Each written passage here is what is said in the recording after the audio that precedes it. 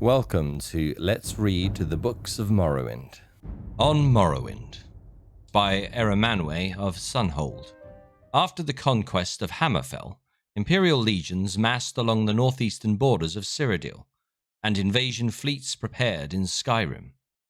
Initially, though the Imperial legions and navy were widely considered undefeatable, House Indoril and the Temple hierarchy proposed to resist to the death. Redoran and Dres stood by Indoril, with Telvanni remaining neutral. Hlaalu proposed accommodation.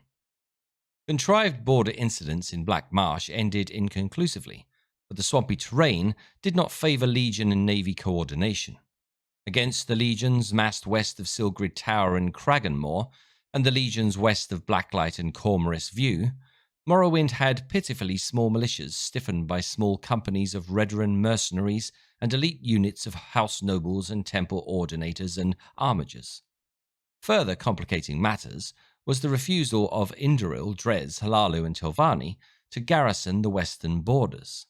Indoril and Dres proposed, rather than defend the western border, instead to withdraw to the interior and fight a guerrilla war. With Hlaalu advocating accommodation and Telvanni remaining neutral, Redoran therefore faced the prospect of standing alone against the Empire. The situation changed radically when Vivec appeared in person in Vivec City to announce his negotiation of a treaty with Emperor Tiber Septim, reorganizing Morrowind as a province of the Empire, but guaranteeing all rights of faith and self-government. A shocked temple hierarchy, which apparently had not been consulted, greeted the announcement with awkward silence. Indoril swore they would resist to the death, with the loyal support of Dres, while Redoran, grateful for a graceful excuse to avoid facing the legions unsupported, joined with Hlaalu in welcoming the agreement. Telvanni, seeing which way the wind blew, joined with Hlaalu and Redoran in supporting the treaty. Nothing is known of the circumstances of the personal meeting between Septim and Vivec, or where it took place, or the preliminaries which must have preceded the treaty. The public reason was to protect the identities of the agents involved. In the West, speculation has centered around the role of Zurin Arctus in brokering the agreement.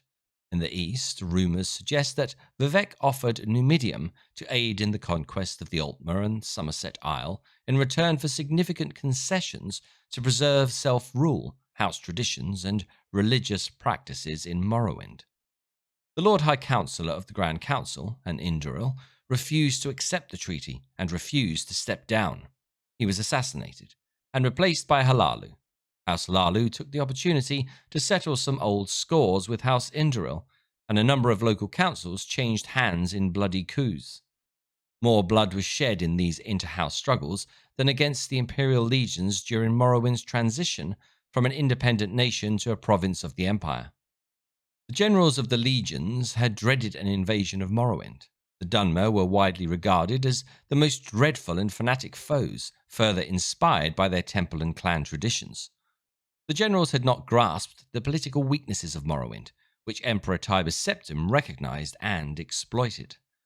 At the same time, given the tragic depopulation and destruction experienced by the other provinces conquered by Septim, and the swift and efficient assimilation of Morrowind into the imperial legal systems and economy, with relatively small impact on lower or upper classes of Morrowind's citizens, the tribunal also deserves some credit for recognizing the hopelessness of Morrowind's defense and the chance of gaining important concessions at the treaty table by being the first to offer peace.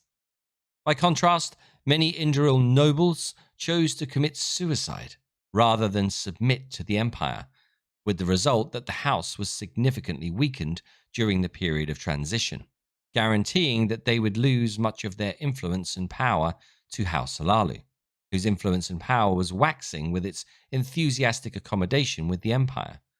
The temple hierarchy more skillfully managed their loss of face, remaining aloof from political struggles, and earning the goodwill of the people by concentrating on their economic, educational, and spiritual welfare.